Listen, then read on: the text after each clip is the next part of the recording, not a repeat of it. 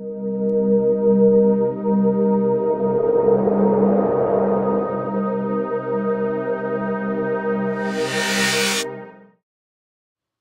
everyone.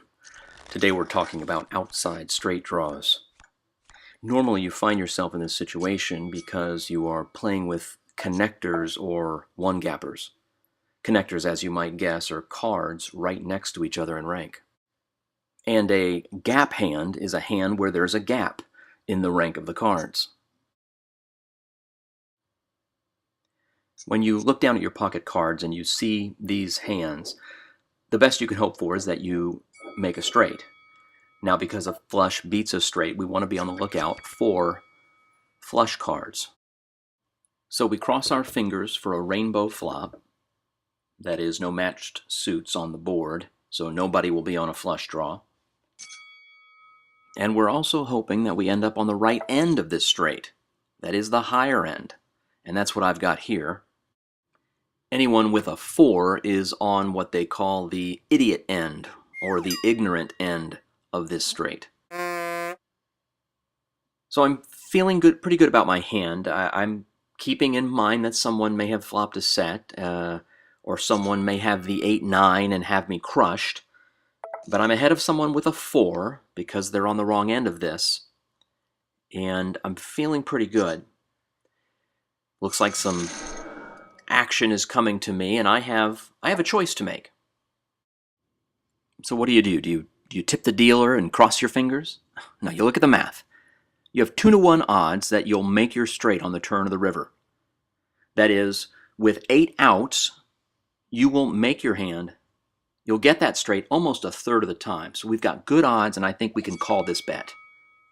And look at us, we get it on the turn.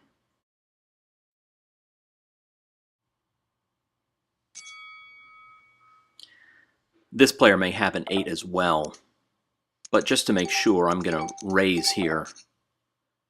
My hand is hardly concealed, but there's nothing I can do about that. Maybe this is a little bit too much. He bows out, and we get lots of information about our button player over there with King Ace suited.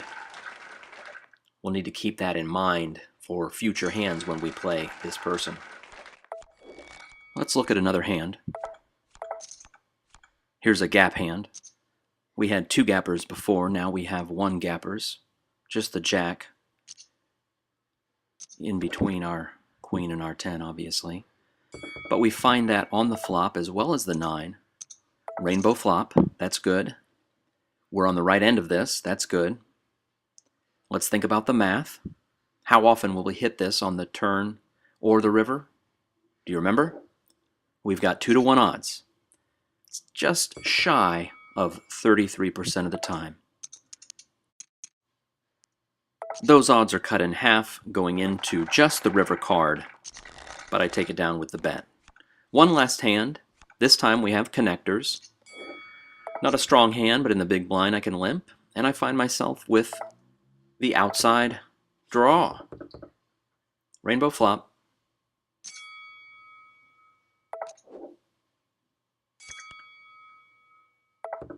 Catch it on the turn. We don't like the flush cards, but probably this person betting into me wasn't excited about flush cards since he bet on the flop. I'd put him on a queen, so top pair bets into me again, which is fantastic. I'll re-raise, go over the top, sorry about that, go over the top and hope to get a call, which I do, and I'll take it down with the straight. I hope this helps, guys. Keep the math in mind and enjoy. Good luck.